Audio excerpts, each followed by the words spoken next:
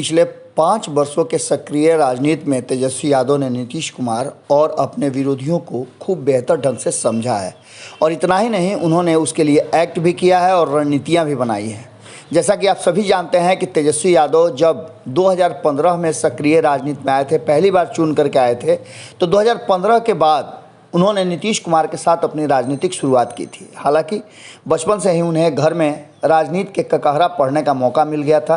और इससे उन्हें ज़्यादा वक्त नहीं लगा। जैसा कि आप सभी जानते हैं कि 2015 में सरकार बनी, लेकिन तेजस्वी यादव के नाम पर ही बिल फाड़ करके नीतीश कुमार गठबंधन से बाहर हो गए थे और तेजस्वी यादव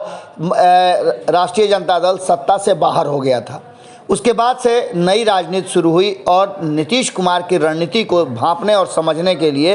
तेजस्वी यादव ने पूरी मेहनत की और पिछले 5 सालों में जिस तरह से उन्होंने नीतीश कुमार की राजनीति को समझा है, उसका असर 2020 के चुनाव में दिखा और 2020 के चुनाव में नीतीश कुमार काफ़ी कमज़ोर हो गए। हालांकि इसमें भूमिका उनके सहयोगी भारतीय जनता पार्टी और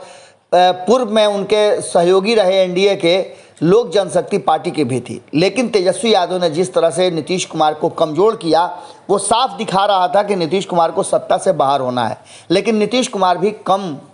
खिलाड़ी नहीं हैं, उन्होंने कहीं ना कहीं पूरा मामला जो है सेट कर दिया और भारतीय जनता पार्टी को पहले ही मजबूर कर दिया कि वो उन्हें मुख्यमंत्री हर हाल में बनाएगी अगर वो सत्ता में आती है तो।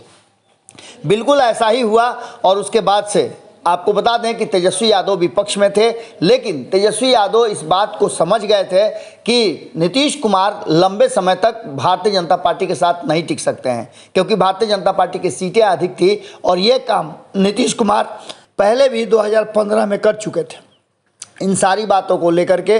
Tejashwi Yadav wait and watch की स्थिति में थे और नीतीश कुमार पर कम हमला कर रहे थे। इस बार जब 2020 में जीत करके आए तो नीतीश कुमार पर उन्होंने हमला कम किया। इसका नतीजा था कि नीतीश कुमार जब प्लान बनाना शुरू किए कि वो एनडीए से बाहर होंगे, तो उनके नज़र में सबसे ज़्यादा अगर कोई उपयुक्त था और जिसके पास संख्या बल भी था, वो थे तेजस्वी यादव। इन सारी बातों को लेकर के तेजस्वी यादव पूरी मजबूती के साथ नीतीश कुमार के साथ खड़े हो गए और नीतीश कुमार को भी एक बड़ा मजबूत साथी मिल गया था। भारतीय जनता पार्टी को उन्होंने कड़ी टक्कर दी और भारतीय जनता पार्टी से नाता तोड़ करके सत्ता से बाहर करके वो तेजस्वी यादव के साथ एक बार फिर आ गए और तेजस्वी यादव के सर पर हाथ रख के कहा कि अब बिहार के मुस्तकबिल भविष्य यही है।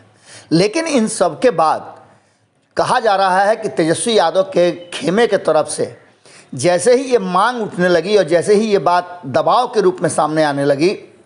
कि तेजस्वी यादव के हाथ में नीतीश कुमार सत्ता सौंप करके दिल्ली की राजनीति करें, तेजस्वी यादव को खटकने लगा। हालांकि यही बिल्कुल हुआ था तब जब नीतीश कुमार की पार्टी के द्वारा प्रधानमंत्री के उम्मीदवारी के लिए चर्चा एनडीए में उठी थी। भारतीय जनता पार्टी को तब भी इस बात का एहसास हुआ था कि नीतीश कुमार कभी भी झटका दे सकते हैं और हुआ बिल्कुल ऐसा ही। भारतीय जनता पार्टी ने दबाव बनाना शुरू किया और जैसे ही ये कहना शुरू किया कि नीतीश कुमार इस गठबंधन में साथ साथ रहने के बाद अगर इस तरह की बातें करते हैं तो ये उचित नहीं है, क्योंकि नीतीश कुमार प्रधानमंत्री की उम्मीदवारी में अगर गठबंधन में एनडीए में रहते हुए करते हैं तो इसका सही लोगों के सामने इंडिया का स्वरूप नहीं जाएगा और आम जनता में कन्फ्यूजन की स्थिति पैदा होगी। भारतीय जनता पार्टी ने जैसे ही इस बात पर जोर लगाना शुरू किया, वैसे ही सारा मामला जो है वो बदल गया और नीतीश कुमार पर दबाव बढ़ते ही नीतीश कुमार ने एनडीए छोड़ दिया। अब जबकि नीतीश कुमार को मुख्यमंत्री कुर्सी छोड़ करके तेजस्वी यादव को देने की बात चल रही है और ये कोई छोटे मोटे लोगों ने नहीं कहा है। एक तरफ जहां लालू प्रसाद ने दिल्ली में ये बात कही थी कि जल्दी ही नीतीश कुमार तेजस्वी यादव को कुर्सी सौंप देंगे, वहीं जगदानंद सिंह ने तो इस बात का ऐलान भी कर दिया, तिथि भी तय कर दी कि 2023 के शुरुआत में ही नीतीश कुमार तेजस्वी को मुख्यमंत्री बना देंगे और तेजस्वी यादव मुख्यमंत्री बन जाएंगे। उसके बाद तो पूरा बवाल मच गया और जगदानंद सिंह को लेकर के जदयू की तरफ से कई ऐसे बयान आए जिन बयानों में काफ़ी तल्खियाँ थी और कहा जाने लगा था कि अब नीतीश कुमार एक बार फिर से पाला बदलेंगे। लेकिन इसके बीच में तेजस्वी यादव सामने निकलते हैं और नीतीश कुमार का मन बदले उससे ठीक पहले उन्होंने अल्टीमेटम जारी करा दिया। वही जगदानंद सिंह जो इस बात को कहे थे कि 2023 में तेजस्वी यादव मुख्यमंत्री की कुर्सी संभालेंगे, वही जगदानंद सिंह एक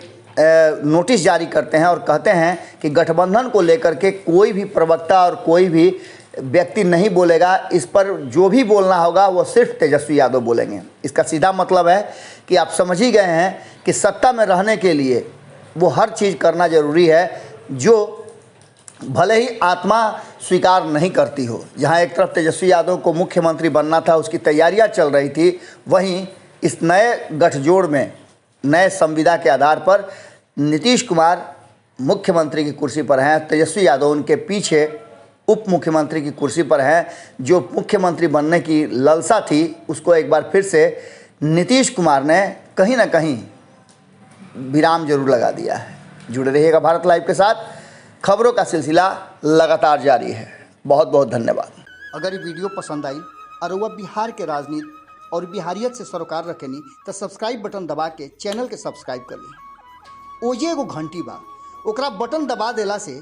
कुल सटीक और मारक खबर रुआ मुफ्त में मिल जाई। अगर रुआ पत्रकारिता के हमनी के नया प्रयोग में सहयोग कर चाहतानी तो ज्वाइन बटन दबा दी। पेटीएम नंबर नोट कर ली 938681